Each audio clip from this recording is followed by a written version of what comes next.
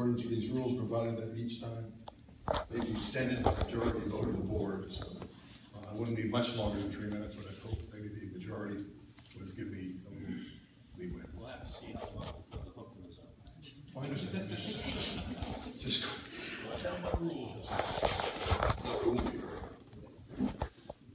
The first thing I'd like to do is,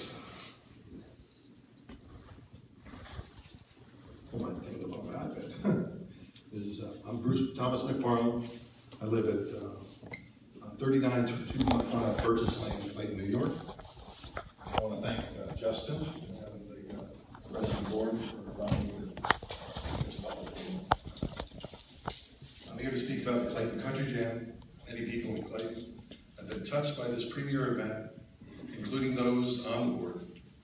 Land supplied hot dogs to the hillbilly Willie Grilly. Bobby, you've been a volunteer when we've had a bar that was money going to the TIU's hockey. Mary's been a member of the Lions Club.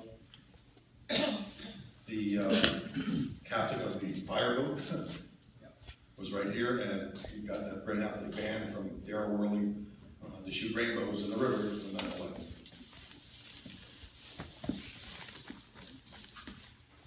The Clayton Country Jam has been sponsored by the Lions Club for 3 years. I know the town board is not going to wave any magic wand or make the situation all better in a moment's notice. But your collective task is to govern the town in the best of your ability, and hopefully that will happen in this case. Get people to the table, use your influence in a positive way.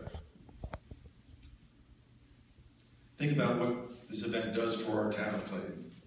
Rich Clark designed the logo. Jeremy Kellogg gets business at his hotel, even though he gives me a great deal. Channelside gets restaurant business. Gas stations pump gas, gift stores sell merchandise. John Bucher and Mary Ryman gave me $1,000 this year as sponsorship. Coyote Moon and River Audio also were major sponsors.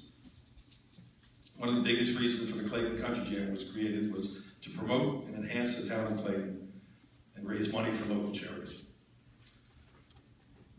I have to give you just a little background. Most people know me as Mac. The name comes from the name McFarland. The McFarland family has been in Clayton since the early 1930s. My grandparents lived on Straight Street, and they're buried in St. Mary's Cemetery. Merle Youngs adopted my father without the paperwork and lived in a house down by the river in Zenda Farms. Merle was a wealthy businessman who started the Trojan Company, Trojan Condoms. He died in '58. He left the controlling interest of the company to my father, along with most Carlton Island and Zenda Farms. Before my father, John McFarland, died, he donated Zenda Farms to the Thousand Island Land Trust. That land is worth millions because he loved this town. He also donated money to the fireboat, money to the youth hockey. They actually named the team the Trojans. His name's on the plaque right back there for donating money for the off-ramps, the capital campaign. 29 years old, I was president of the Young Shrug, so I understand business training. And I also understand that this event, the Clayton Country Jam, is good for business in this town. After the Trojan Company was sold, I moved to California. I worked in the comedy club for 10 years, working with such people as Billy Gardell, George Lopez, Paul Rodriguez, Brad Garrett. So I know what professional shows look like. My first outdoor concert was Paul Rodriguez 24 years ago. So when I came back here, after raising money for Interfaith Community Services, with shows with Judy Collins, Patty Page, and so I decided to do something for the community. Started with the Clayton Country Jam in 2011. And we've gone on for the 5th annual in 2015. As of October 19th or 15th, I'm sorry, Christina Randazzo-Ives, the president of TIBAC, informed me that I'm no longer allowed to rent the facility for these events. On October 19th, we met with Christina and Fred Schmidt at the Coyote Moon downtown. Mary was present as a member of the Lions Club.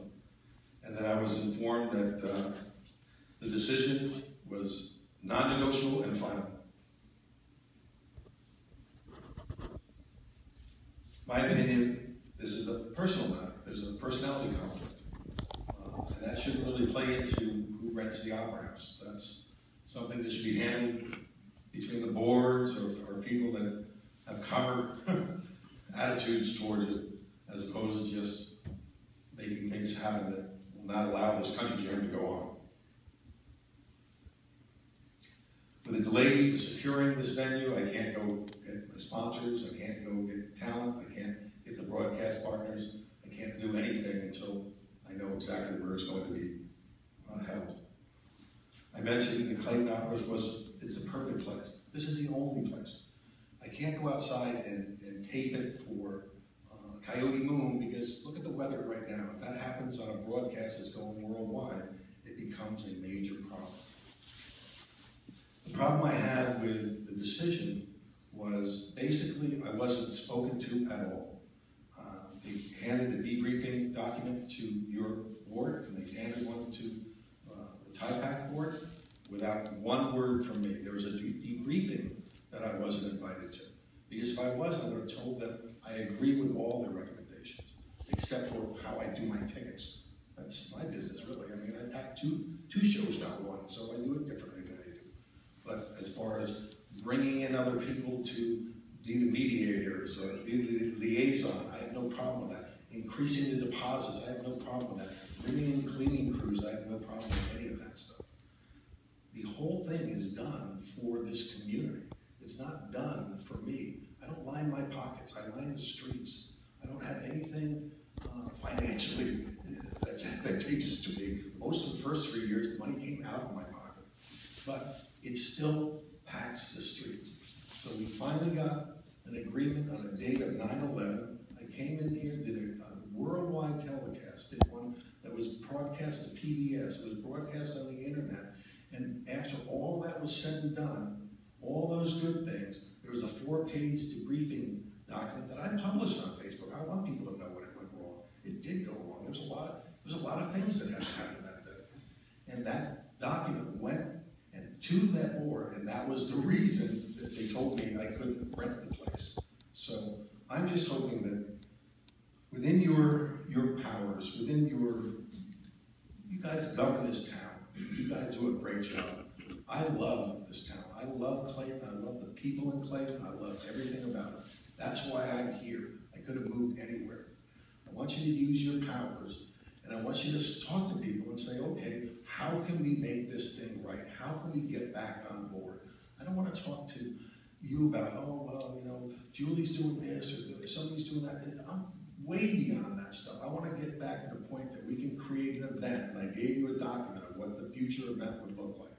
I want to do that for this community, and that's what I've been trying to do since I got back here. So I appreciate your time. I thank you so much for an opportunity to voice this thing, and I hope amongst these people that are very intelligent and have progressed this town to an unbelievable stature can get together with the people that are making these decisions and turn around and make it a better thing to happen for this community. So thank you so much. Appreciate your time.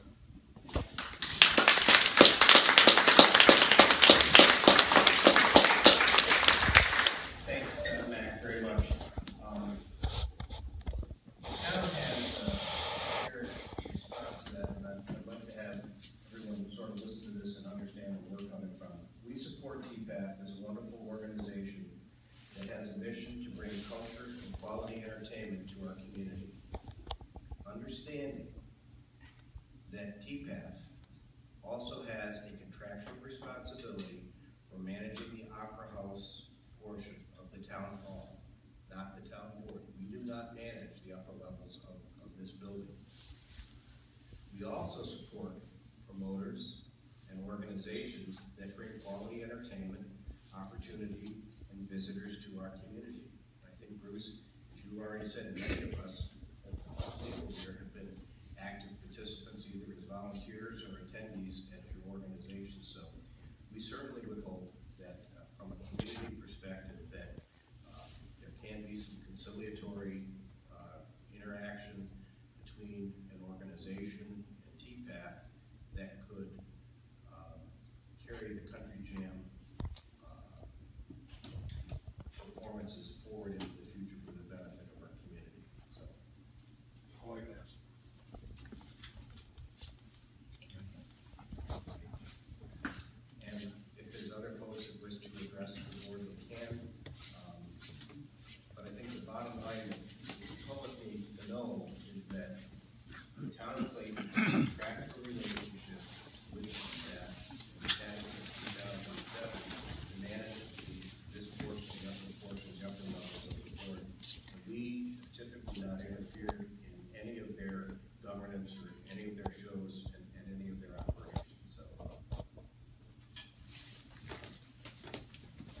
Chairman, and as well as the rest of the board, I'd like to say good evening. Philip Seifert, and I live at 41167 State Route 180 in Clayton, New York. The purpose for my speech this evening is basically to let you know that I'm an organizer from the 5th District called the American Legion Riders. Where you see one bike, you can see all of us. We are one, we're the American Legion. A part of that was what we displayed for this ride as well, and also in our organization called the Clayton Couch Post here at 821, we actually had a chance to have the people who were here on stage over at our post. So we had a community involvement in this as well. The other part of it is that I'm a retired United States Army from 21 years. I have a family that really enjoys the Clayton area. My wife is raised and grew up here. You guys probably know Lois Huntley, as well as her family, Richard Huntley, as well as Mary Huntley, who live on Wellesley Island.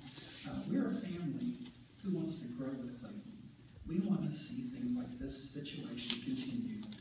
Whatever type of facet it is, or whatever type of organization we can come and help with. I'd like to volunteer my family, you know what I'm saying? We have visibility. My daughter's quite visible across the country now. Gracie's blooming, as I'll put it this way, she's becoming more mature than I think myself that I am. But we're just all enjoying what's it called, the opportunities that are set forth in the American Legion, as well as what's happening here in Clayton. Because I think that you can work together, because that's what it's all about, is the American Legion becomes a part of its community. And I just want to thank you for the opportunity to speak.